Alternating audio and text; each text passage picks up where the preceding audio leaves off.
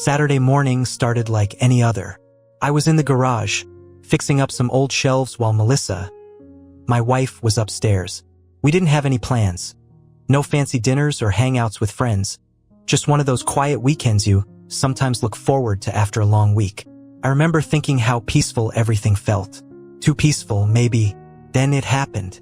The doorbell rang, and before I could even think of getting up, she rushed down the stairs, her footsteps almost frantic. That was the first odd thing. She never hurried for anything like that. I stayed where I was, wiping the dust off my hands, but I could hear her muttering something under her breath as she opened the door. Package. Big enough to catch my curiosity. But it wasn't just the size. It was the look on her face when she picked it up. Her eyes widened, and she held it like it was something fragile. I didn't ask about it right away.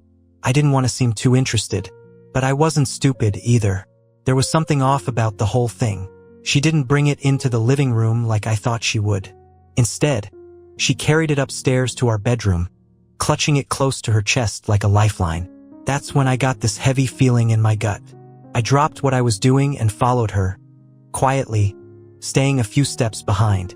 When I reached the top of the stairs, the door to our bedroom was slightly ajar. I could see her, sitting on the edge of the bed, tearing into the box with shaking hands. And then I saw it. Inside the box, wrapped in white paper, were the ashes of her wedding dress. The one she wore 6 years ago.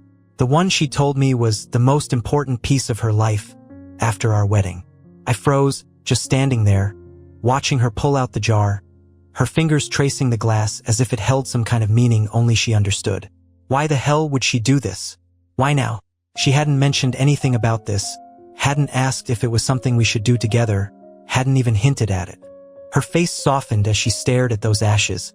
And then, as if the moment couldn't get any weirder, she smiled. Not the kind of smile you give when you're sad or nostalgic. No, this was a smile that screamed relief, like some weight had been lifted from her shoulders. I wasn't about to let this go. "Melissa," I said, pushing the door open wide enough for her to notice me. She jumped, nearly knocking the jar off the bed. I stepped into the room, my voice low, trying to stay calm. "What is that?" Her eyes darted to the jar and back to me, as if she hadn't expected me to see. She hesitated for a second, then quickly got up, pushing the jar behind her like it didn't matter. "Oh, nothing. Just an old keepsake." Her voice was casual, too casual. I didn't believe a damn word of it. "A keepsake? You cremated your wedding dress? Without telling me?" She rolled her eyes, crossing her arms like I was the one overreacting. "Why do you care? It's just a dress. It doesn't mean anything now." That hit me harder than I expected. Didn't mean anything? That dress was the symbol of everything we'd been through. The beginning of our life together. And she just burned it like it was some piece of trash. "I don't get it, Melissa. Why would you do this?" I was searching her face for something, anything that made sense. But she just stood there, her expression cold, like she was done pretending. She shrugged, turning away from me, as if the conversation was already over. It was time to move on. Move on from what? I wanted to scream, but something stopped me. There was a bigger picture here, something I wasn't seeing yet.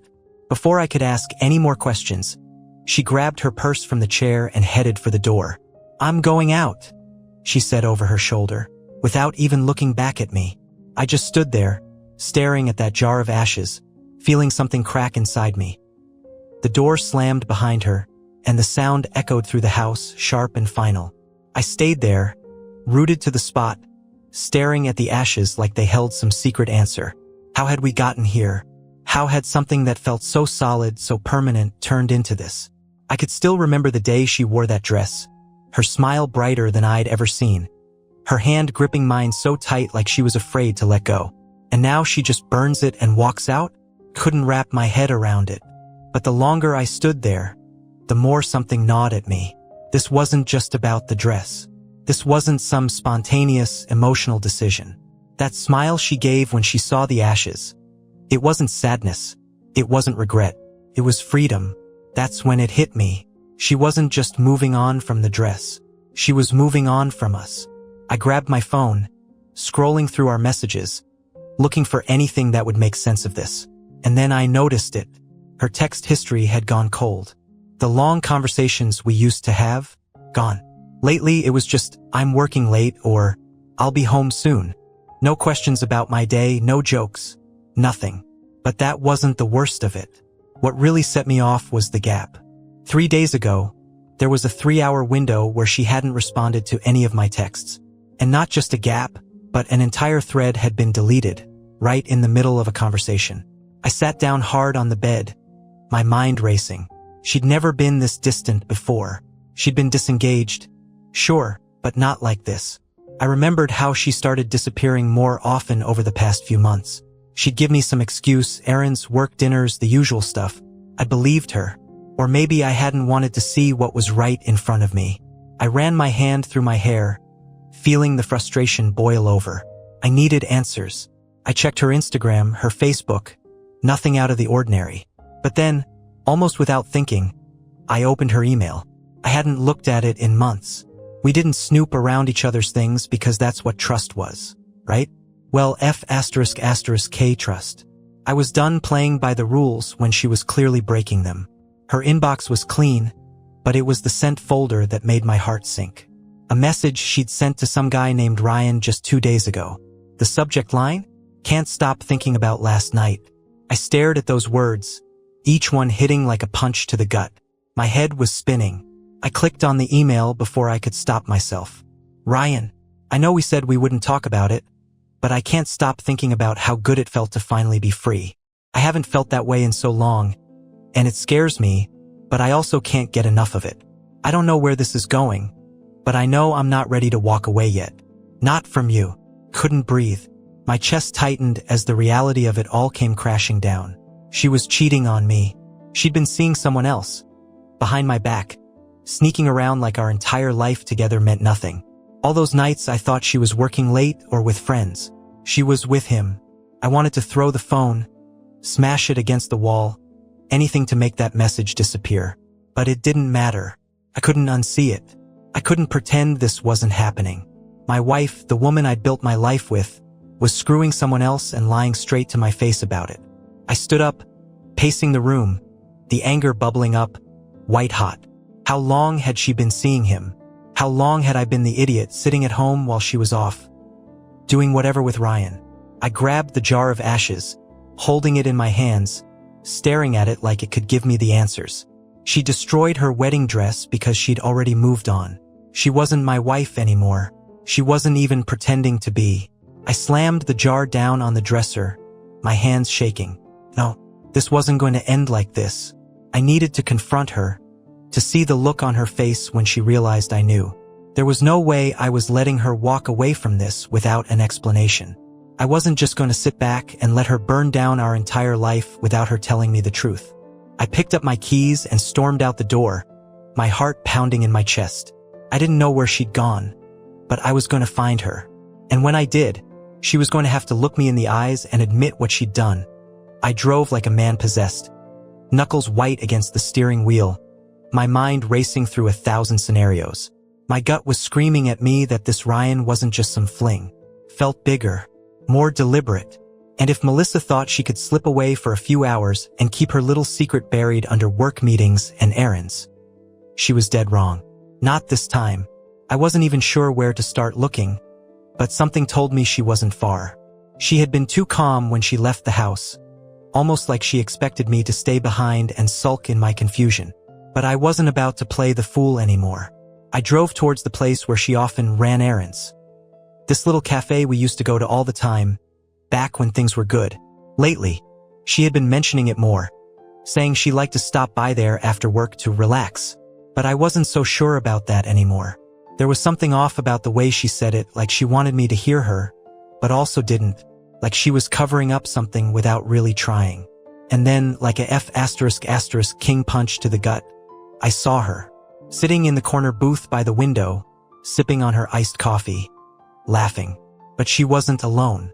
Ryan, he wasn't hard to spot. The way she leaned towards him, that sly smile on her face, like she was sharing some secret world with him that I wasn't a part of. Her hand grazed his wrist across the table, and I swear my vision went red. I felt like I'd been run over, But instead of being crushed, I was burning alive with rage. Without even thinking, I slammed the car door and stormed into the cafe. The bell above the door jingled, and both of them turned their heads. Her eyes widened when she saw me, just for a split second. But then she covered it up, plastering on that fake calmness she always used when she thought she had control. "Jason," she said, way too casually, like I'd just run into her at the grocery store. "What are you doing here?" I could feel the weight of every eye in the cafe on us, but I didn't care. All I saw was her, and him. "I could ask you the same thing," I said, voice tight with the effort it took not to start yelling right then and there. I glanced at Ryan, who was sitting there, frozen, his face a mixture of shock and guilt. "Who the hell is he, Melissa?" She blinked, and I saw the moment she decided to play dumb. "This is Ryan. He's a friend. We're just grabbing coffee." "A friend?" I practically spat the word. "So is this the friend you've been emailing? The one you can't stop thinking about?" Her face paled, just for a moment, before she recovered, folding her arms across her chest like she was the one who had been wronged. "You went through my emails? Seriously, Jason?" That's when I snapped. "Are you kidding me right now? You've been sneaking around with this guy, burning your wedding dress, and lying to me for months. And you're upset that I read your emails." My voice was rising, and I knew I was causing a scene, but I didn't care. I was done playing it cool. Her jaw clenched, and she finally dropped the pretense. The sweet, innocent wife act evaporated in an instant. Her eyes hardened, and she didn't even bother looking at Ryan anymore. Like he wasn't even important. "Jason, what did you expect? Look at us. We haven't been a couple for months. You just didn't notice." That hit like a punch to the throat. I stood there, stunned for a second. "What the hell are you talking about? We've been fine. Yeah, we had some rough patches, but that's marriage. You don't just go off and screw some guy because things get tough." Her lips curled into this bitter smirk, like she had been waiting for this. "Tough? You don't even see it, do you? You've been checked out for ages. You think just because you come home every night, everything's fine? It's not. You don't listen, you don't notice when I'm upset. You don't even ask how I'm doing anymore." I felt the blood drain from my face, but I wasn't about to let her turn this on me. "Don't you dare blame this on me. If you had a problem, you could have talked to me. But instead, you're here doing what exactly? Playing house with him." Her eyes flicked to Ryan, who still hadn't said a damn word, and then back to me. "It's not that simple." "Oh, it's that simple," I snapped, taking a step closer, towering over her now. "You made it that simple the second you started sneaking behind my back. What, were you waiting for the right moment to tell me? Or were you just going to disappear one day with a nice little see you never note?" Her face tightened, and for the first time, I saw a crack in her composure. "Jason, it's over. You need to accept that." "Over?" I laughed bitterly. "I didn't even know we had a problem. You never gave me a chance to fix anything, Melissa. You just..." I gestured wildly between her and Ryan, my chest heaving with frustration. "You just decided this was the way to handle it?" She stood there, silent, arms still crossed, like she'd already moved on in her mind. Maybe she had. Maybe she had moved on the second she sent that first email to Ryan, or the first time they met for coffee, or whatever the hell they were doing when I wasn't looking. Ryan finally cleared his throat, looking like he'd rather be anywhere else. "I think maybe I should go." Melissa shot him a look, sharp and quick, like she was daring him to abandon her now. But she didn't say a word, and neither did I. Ryan stood, awkwardly pushing back his chair, and slipped out the door, disappearing like the coward he was. Now it was just the two of us, standing there in the middle of the cafe, surrounded by people who were pretending not to watch. The silence between us stretched on, thick and suffocating. And then, just like that, she turned on her heel and walked out, without another word, without even looking back. I stood there, breathless, staring at the empty doorway. The cafe felt like it was spinning. I was left standing there, watching the door swing shut behind Melissa as if nothing had just happened. The noise of people whispering around me, the clinking of cups, it all felt distant, like I was underwater, drowning in the mess she had just dumped on me. I had come here for answers, for some confrontation, but now I felt hollow. And she just walked away, again. Like I didn't even deserve a final conversation. Like I wasn't worth her time. The irony of it hit me hard. She had been blaming me for not noticing her, for being checked out. But she was the one who had been doing this whole thing in secret. She was the one who had checked out first. I was just the idiot who didn't catch on soon enough. I turned and walked out of the cafe, trying to calm myself, but the anger, no, the betrayal was too raw. My thoughts were a chaotic mess, swirling with everything that had just happened, everything I had just heard.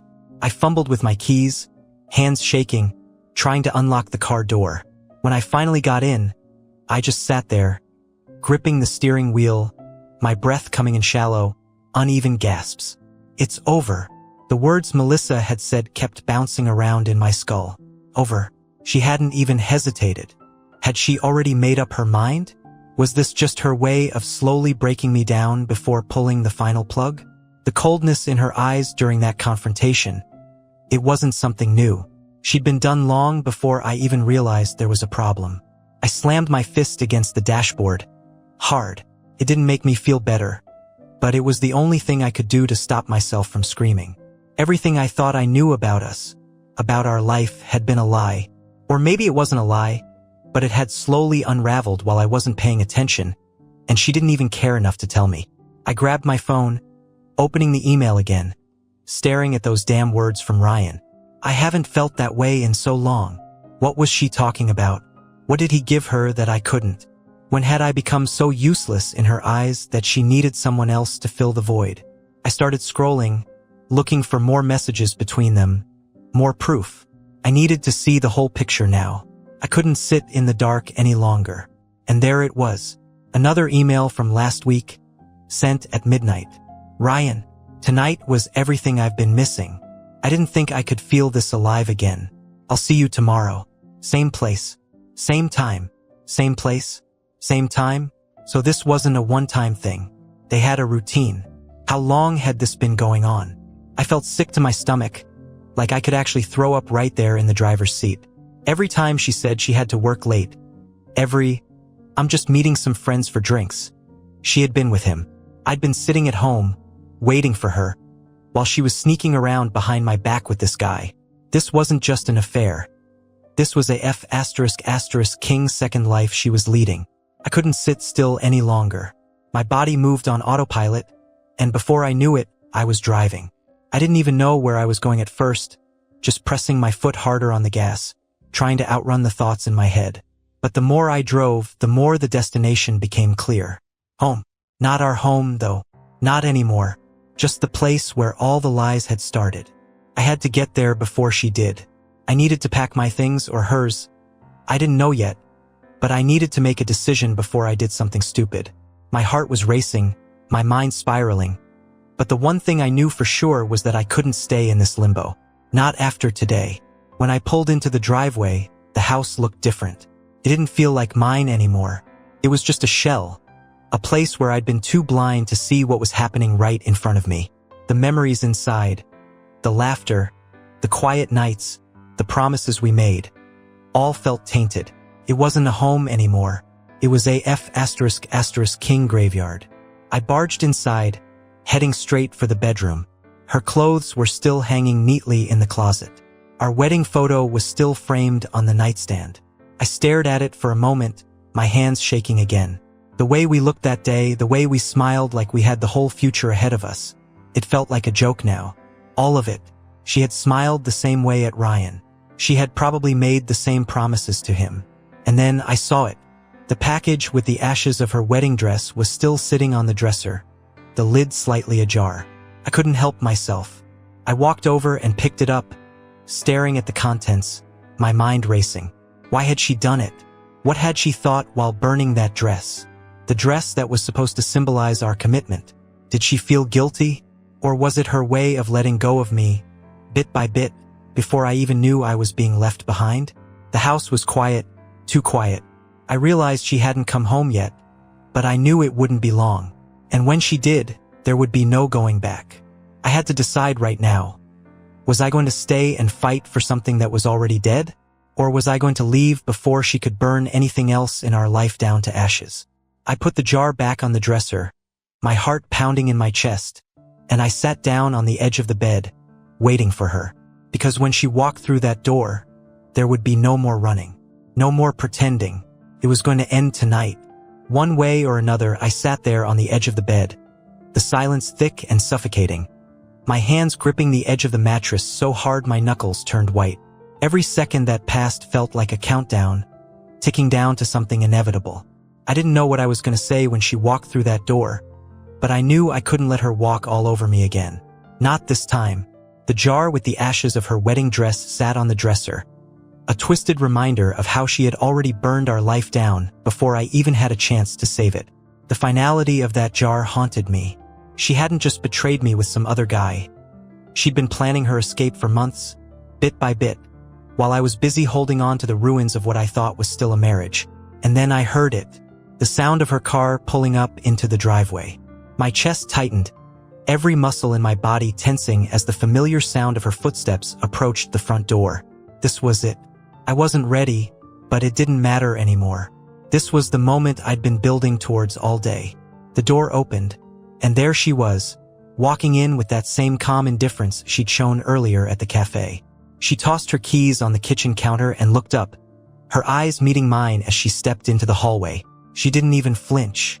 "Oh," she said, raising an eyebrow. "You're home." "Yeah," I replied, my voice low but steady. "I'm home. We need to talk." She sighed, dropping her purse onto the floor like this was some inconvenience she hadn't planned for. "Jason, we already talked. I told you it's over. There's nothing else to say." I stood up, walking toward her slowly, each step deliberate. "No, you talked. You dropped a bomb and walked out. But we haven't really talked. You owe me that much." She crossed her arms, her eyes narrowing. "I don't owe you anything."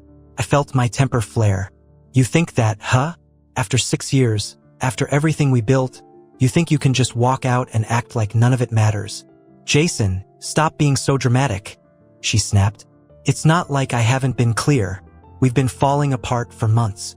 You just didn't notice." There it was again, that same accusation. Like it was my fault for being blind, for trusting her too much. I took a deep breath, trying to keep my composure. "Falling apart?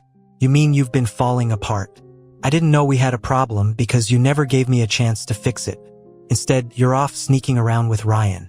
How long has that been going on?" She rolled her eyes, brushing past me like I was the one wasting her time. "Ryan isn't the point. This was going to happen whether or not he was in the picture."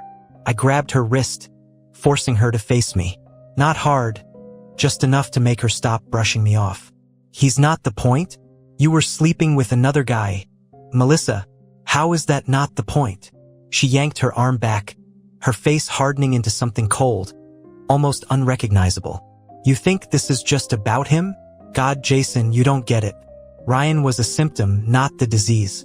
I've been done with this marriage long before he ever came along. You didn't even notice I was slipping away. You didn't care." My heart pounded in my chest, anger mixing with disbelief. "I didn't care? Are you serious right now? I've been here, day in and day out, trying to make this work. But you're the one who checked out. You never told me you were unhappy. You never gave me a chance to fight for us." She laughed, a bitter, hollow sound that echoed in the empty room. "Fight for us? You haven't been fighting for anything, Jason. You've been coasting. You come home, you sit on the couch, and you act like everything's fine while I'm drowning. But you wouldn't even notice because you've been too focused on your own damn world." Her words cut deep, but I wasn't going to let her twist this around. "Not anymore. You could have said something," I growled, stepping closer, my voice shaking with the weight of everything I'd held in. "You could have told me you were unhappy. You could have given me a chance to fix it. But instead, you burned your wedding dress, deleted texts, and lied to my face. You chose to betray me instead of talking to me." She shook her head, her expression almost pitying now. "I didn't choose to betray you, Jason. I chose to save myself. You just weren't listening." I couldn't believe what I was hearing. She had rewritten the entire story in her head, turned herself into the victim while I was left standing there with the ashes of our life in my hands. It was like she had convinced herself that she was doing the right thing, and nothing I could say would break through that delusion. I stared at her for a long moment, the words swirling in my head, but none of them seemed to matter anymore. This wasn't going to end with some heartfelt conversation. She had made up her mind long before today. I was just the last person to realize it. "Fine," I said, my voice raw, the finality of it hitting me all at once. "If that's what you want, Melissa. If you think this is saving yourself, then go. But don't act like you didn't destroy us in the process." She blinked, her cold facade flickering just for a moment, like she hadn't expected me to say it out loud. I could see her brain working, trying to decide if she should respond, if there was anything left to say. But she just nodded, stepping back toward the door, like she had somewhere else to be. "I'm leaving," she said quietly, almost like it was an afterthought. I watched as she grabbed her purse from the floor, her back to me now. And for the first time, I didn't try to stop her. I didn't beg, I didn't yell, I didn't ask for another chance. I just stood there, letting her go. Because deep down, I knew that's what she'd wanted all along. Without a glance back, she walked out the door, closing it softly behind her, and the house fell into an eerie silence. No slamming doors, no final dramatic exit, just the quiet, heavy thud of her walking out of my life. And just like that, it was over. The silence after she left was deafening. I stood there, staring at the door as if any second it would swing open and she'd walk back in. Tell me it was all a joke or a bad dream. But that door didn't move. Melissa was gone. Gone in the way people leave when they're never coming back. I felt the weight of it settling in, the finality hitting me like a punch to the gut. For a long time, I didn't move. I just stood there, the air in the room heavy with everything left unsaid. My eyes fell on the jar of ashes again, still sitting on the dresser like some twisted reminder of what was gone.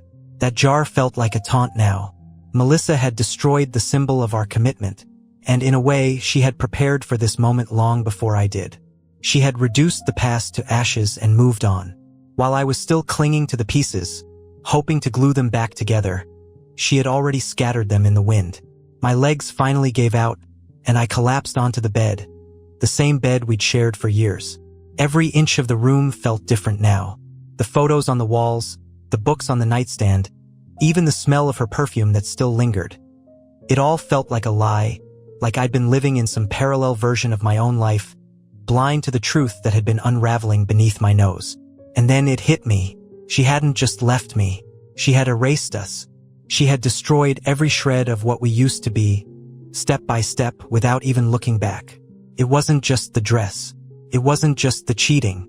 It was the way she had rewritten the story in her head, made herself the victim, convinced herself that she'd been the one trapped. She'd been done with me long before today, and I had been too stupid to see it. I grabbed the wedding photo from the nightstand, staring at the two people smiling in it. Two people who looked like they had everything figured out. I ran my thumb over her face, feeling this bitter knot form in my chest. She had looked at me that day like I was her whole world, and now she looked at me like I was an obstacle, an inconvenience. I didn't want to feel sorry for myself. I didn't want to be the guy who wallowed in his own misery. But how could I not? She had taken every good thing we had and destroyed it without even giving me a chance to fight for it. I tossed the photo onto the bed and stood up, pacing the room. I needed to do something, anything to keep myself from spiraling. The walls felt like they were closing in on me, and every part of the house screamed her. Her shoes by the door, her clothes in the closet, even her coffee mug still sitting in the sink. I couldn't escape it. I stormed into the closet and started pulling down her clothes, yanking them off the hangers with a fury I didn't know I had. Her dresses, her blouses, the stupid scarf she always wore in the fall. It all had to go. I couldn't stand the sight of it anymore. I didn't want to see anything that reminded me of her, of the life we'd built, of the person I thought she was. Within minutes, the floor was covered in her things. I stood there, breathing hard, staring down at the pile like it was some monster I had to slay. But even then, it didn't feel like enough. It wasn't just her clothes. It was the memories, the little things, the way she used to curl up on the couch with a blanket and pretend she wasn't cold. The way she used to sneak up behind me in the kitchen and wrap her arms around my waist, just because I wanted to burn it all. And that's when I noticed the jar of ashes again, sitting there quietly on the dresser, like it was mocking me. She had burned the wedding dress, our wedding dress, and left me with the remains. I couldn't help but laugh bitterly at the thought. How fitting. She had reduced our life to ashes, and here I was, left to clean up the mess. I grabbed the jar, feeling the cool glass in my hands. I wasn't sure what I was going to do with it, but I knew I couldn't keep it here. It was like holding on to a piece of the past that was already dead. I stormed downstairs, the jar still clutched in my hand, and threw open the front door. The cool evening air hit me, but it did nothing to cool the anger bubbling up inside. For a moment, I just stood there on the porch, looking out at the quiet street. Everything seemed so normal. The neighbors' lights were on, cars parked in their driveways, people probably settling in for dinner or watching TV, completely unaware that my entire world had just collapsed. I stared down at the jar, and a dark thought crept into my mind. I could smash it, right here. I could throw it against the pavement, watch the glass shatter, watch the ashes scatter like the promises we made. I could destroy the last piece of her that had any meaning, the same way she had destroyed me. But something stopped me. Smashing the jar wouldn't bring me peace. It wouldn't undo the damage. It wouldn't give me back the 6 years I'd spent building a life with her. It would just be another pile of broken pieces, another thing to clean up, and I was tired of cleaning up her messes. I set the jar down on the porch railing, staring at it for a long moment. My hands were shaking, but my mind was strangely calm.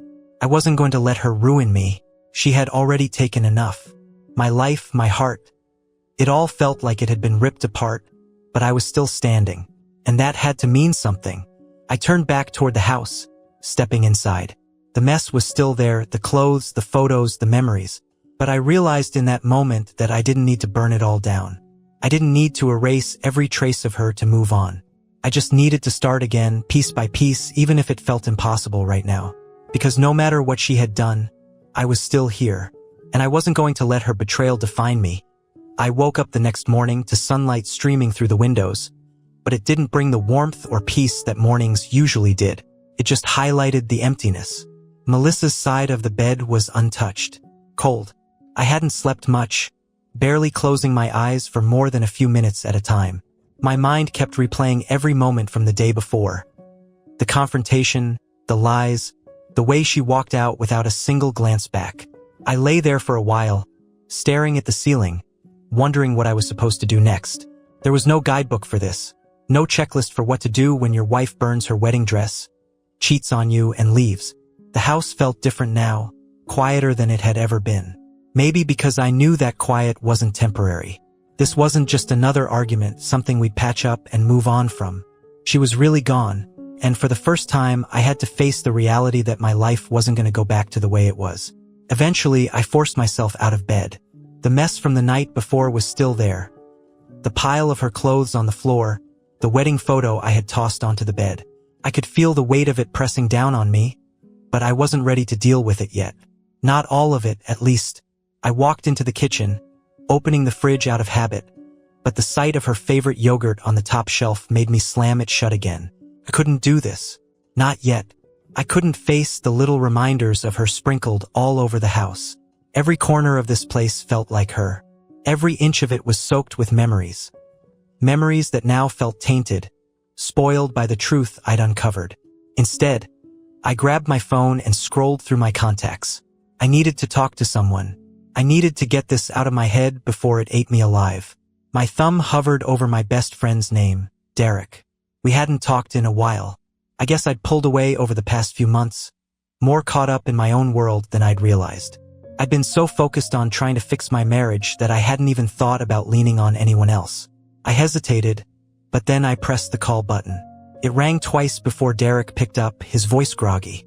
"Hey man, what's up? You okay?" The question hit me hard. Was I okay? No, absolutely not. But I didn't know how to say that. I stood there for a moment, the words stuck in my throat. Finally, I managed to get something out. "Derek, man, I need to talk.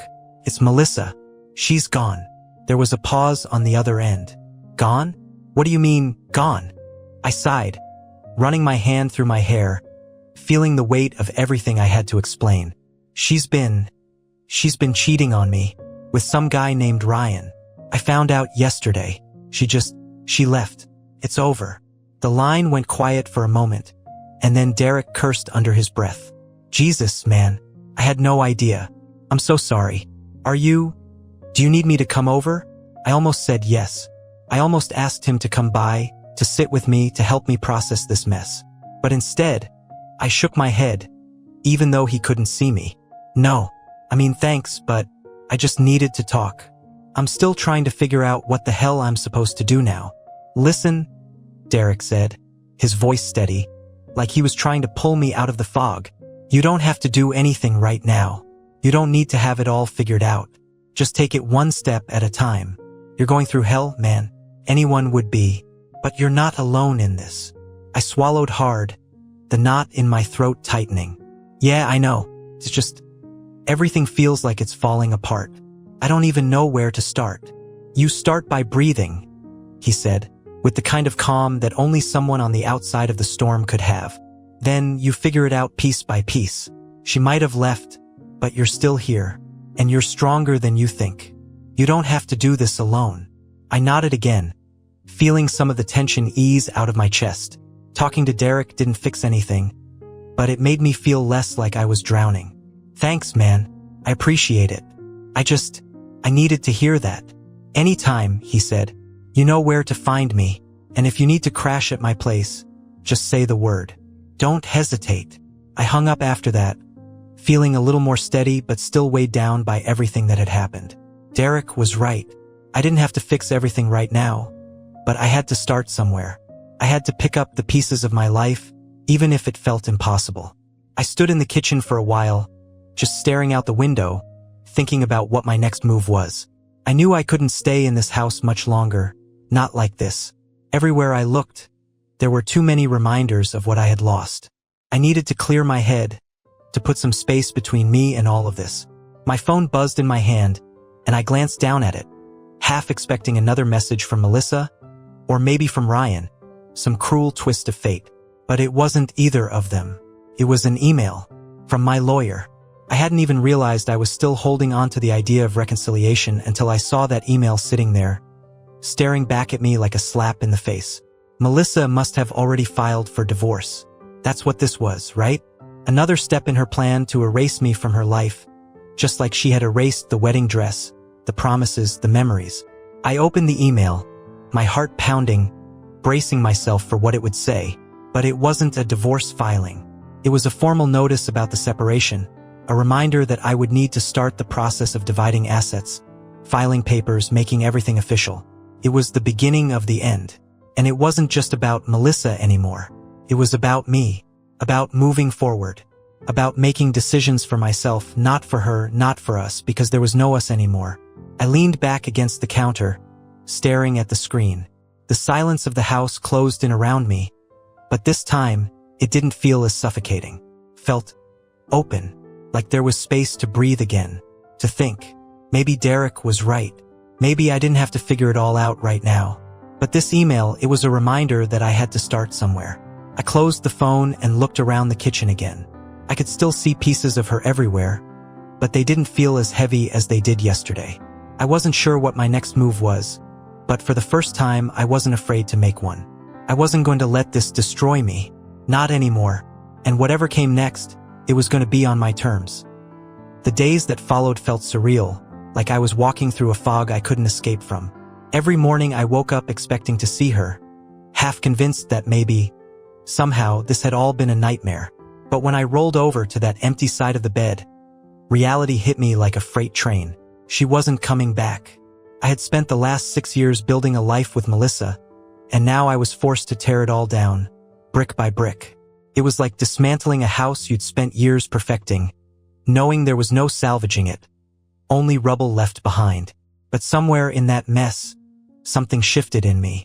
I couldn't explain it, but the more I faced the silence, the more I started to realize that Melissa had already been gone for a long time. The woman I had loved, the woman I married, she wasn't the same person anymore. She hadn't been for months, maybe even longer. And I had been holding on to the version of her that no longer existed. The next weekend, I woke up with a sense of clarity that I hadn't felt in weeks. It wasn't a huge epiphany or some big emotional moment. It was quieter than that, more subtle. But it was enough. Enough to get me out of bed. enough to start moving forward. I found myself back in the bedroom, standing in front of the pile of clothes I'd ripped off the hangers in anger. They still lay scattered across the floor like a battlefield of broken memories. But instead of feeling the weight of it, I saw them for what they were now, just things. Just pieces of fabric that no longer held the meaning they once did. I took a deep breath and started packing her things into boxes. Her dresses, her scarves, the shoes she always loved. All of it went into the boxes without hesitation this time. There was no more fury in my hands, no more shaking. It was just something I had to do, something I needed to do for myself. As I packed, I noticed the framed wedding photo still sitting on the bed, the one I had tossed aside in my anger. I picked it up and looked at it again, but this time it didn't sting the way it had before. The smiles in that picture were real once. I knew that. We had been happy, but that version of us was gone now, and I couldn't keep living in the past, holding on to what could have been. I opened the back of the frame and slid the photo out, folding it neatly before tucking it into one of the boxes with the rest of her things. It didn't hurt as much as I expected. It felt like closure, like I was finally saying goodbye to the life I had thought we'd have. When I finished packing, I stood in the middle of the room and let out a breath I didn't know I'd been holding. The room felt different now, emptier, yes, but also lighter. There was space again, not just in the room but in me. I didn't know what came next, but I knew that this was the first step. I was no longer clinging to the pieces of a broken life. I was letting go. Later that day, I called a moving service and arranged for the boxes to be taken to her new place. I didn't need to see her again. I didn't need another confrontation. It wasn't about her anymore. This was about me reclaiming my life one box at a time. As I waited for the movers to arrive, I sat on the porch, staring at the jar of ashes I had left on the railing the night before. It felt like it held more weight than just her wedding dress. It was the ashes of everything we had been, everything I had lost. But I realized now that I didn't need to hold on to it anymore. I picked up the jar, turning it over in my hands one last time. And then, without hesitation, I carried it down the porch steps and into the backyard. There was an old oak tree at the edge of the yard, a place where we used to sit together on lazy afternoons. It felt fitting somehow, like the right place to leave this part of my life behind. I unscrewed the lid and watched as the ashes slowly drifted out, carried by the breeze into the grass beneath the tree. I stood there for a long time, watching the last remnants of her dress, of our marriage, scatter into the wind. And when it was done, I felt something I hadn't felt in weeks. Relief. It wasn't the overwhelming kind of relief, the kind that fixes everything in an instant. It was softer, quieter, like a weight had been lifted just enough to breathe again. I walked back into the house and stood in the living room, looking around. The place still felt strange, unfamiliar without her presence. But I also knew that this was my home now, my space to fill with whatever came next. Later that evening, I sat on the couch, looking through the phone, and hovered over a few of my old contacts. People I hadn't reached out to in ages. Friends, family members, people I had drifted away from while I'd been consumed by my relationship with Melissa. I sent a few texts, simple ones, reaching out to reconnect. No heavy conversations, no long explanations, just a start. I didn't want to be alone in this, and I realized I didn't have to be. As the night wore on, I felt something I hadn't expected. Hope. Not a grand, sweeping kind of hope, but a small spark. The kind that comes when you know you've survived the worst, and you're still standing. I wasn't fixed, not by a long shot, but I was starting to heal. I grabbed the remote and flipped through channels aimlessly, not really paying attention to the TV. My phone buzzed, and I glanced at the screen. A text from Derek. "You doing all right, man?" I stared at the message for a moment before typing back. "Yeah, I think I will be." And for the first time in what felt like forever, I actually believed it. I leaned back on the couch, closed my eyes, and let the quiet settle around me. This time, the silence didn't feel empty. It felt like the beginning of something new. And that was enough. For now, a week had passed since I scattered the ashes of Melissa's wedding dress under the oak tree. The days after felt strangely different, like I was living in a world I didn't recognize. But that was okay. I was learning to be okay with it. There was a kind of freedom in the quiet. One I hadn't expected and certainly hadn't asked for, but there it was. It felt like stepping out into the open after being locked inside for too long. The house was still half empty, but it no longer felt like a hollow shell. I had started to reclaim it. I moved furniture around, threw out things that had been there for too long, rearranged the space to feel more like mine. I bought new bed sheets, something in a color Melissa would have hated. Felt good. Small changes, maybe, but they were mine. I found myself thinking about the future, about what life looked like now that I was on my own. At first, the idea terrified me, the thought of rebuilding everything from scratch. But now, that same thought excited me. The weight of trying to keep a broken marriage together had been crushing me for longer than I wanted to admit. Without it, I was lighter, free to figure out what I wanted, for the first time in years. That Friday, I decided to do something I hadn't done in a long time. I went out, alone, not to drink away my problems or escape my thoughts, but to just live, to remind myself that life was still moving, and I could move with it. I drove downtown to a bar I used to love before things with Melissa got complicated. It wasn't one of those trendy, loud places. It was a small, quiet pub tucked into a corner of the city. Low lights, soft music, the kind of place where people kept to themselves unless you wanted company. As I sat at the bar nursing a beer, I realized how long it had been since I'd done something for myself. I didn't have to check my phone, didn't have to think about whether Melissa was wondering where I was, or whether I was making her happy enough. There was no one to please, no expectations. Just me, the music, and the sound of low conversations drifting around the room. And for the first time in what felt like forever, I felt at peace. I looked around the bar, taking in the scene. A group of friends was laughing at a table near the back. A couple sat at the booth by the window, talking quietly. And then there was me, alone but not lonely. I liked it. I liked the idea that I could just exist here, without the weight of someone else's judgment hanging over me.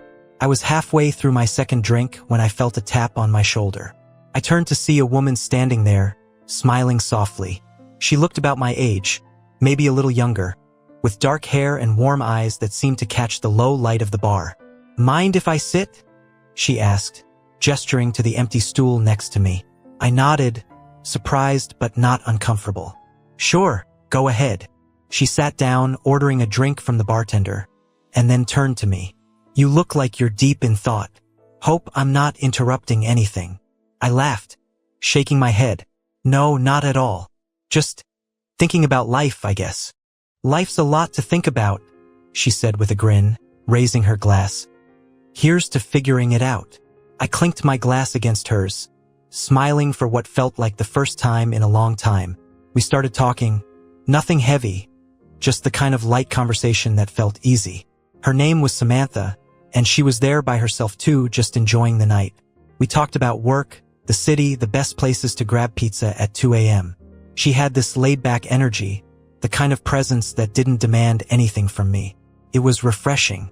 After a while, she glanced at my wedding ring. It was still there, even though Melissa had been gone for a while now. I hadn't thought to take it off. It had just become part of me like an old habit. "You married?" she asked, her tone casual but curious. I hesitated, feeling the weight of the question. But I didn't feel the need to hide anything. Not anymore. I was. It ended recently. She nodded, not pressing for details, just accepting it. "I get it. It's tough. But I've learned that sometimes endings aren't as bad as we think. Sometimes they're just the beginning of something else." Her words hung in the air, and I realized how true they were. Melissa walking out had felt like the end of everything, but maybe it was just the end of that chapter. The pain, the betrayal, it was real. But so was this. So was the feeling of sitting here, talking to someone new, seeing the world through different eyes. We talked for hours, the conversation easy, no expectations. She wasn't Melissa. She wasn't a replacement. She was just someone who reminded me that there was more out there. More to life, more to me, more to discover. At the end of the night, we parted ways. She smiled, slipping a piece of paper into my hand with her number on it. "Call me sometime," she said, her voice soft but sure. I didn't know if I would, but that wasn't the point. The point was that I could. I had options. I had a future. And for the first time in a long time, I wasn't afraid of it. I drove home that night feeling lighter than I had in months. The house was still quiet when I walked in, but it wasn't the kind of silence that suffocated me anymore. It was the kind that let me breathe. I stood in the middle of the living room, looking around at the space that had once felt so full of memories, both good and bad. Now it was just a blank canvas, waiting for me to decide what came next. I wasn't the same person I had been when Melissa left. I wasn't the man clinging to the ashes of a failed marriage, trying to make sense of the betrayal. I was someone else now, someone rebuilding piece by piece, day by day. Someone figuring out what it meant to be on my own, and maybe even learning to like it. As I lay in bed that night, I realized something. The pain was still there, and it probably would be for a while. But it didn't own me anymore. It didn't define me. I closed my eyes, letting the quiet of the night settle around me, and for the first time, I didn't feel the need to fill it with anything. I just let it be, and for now that was enough.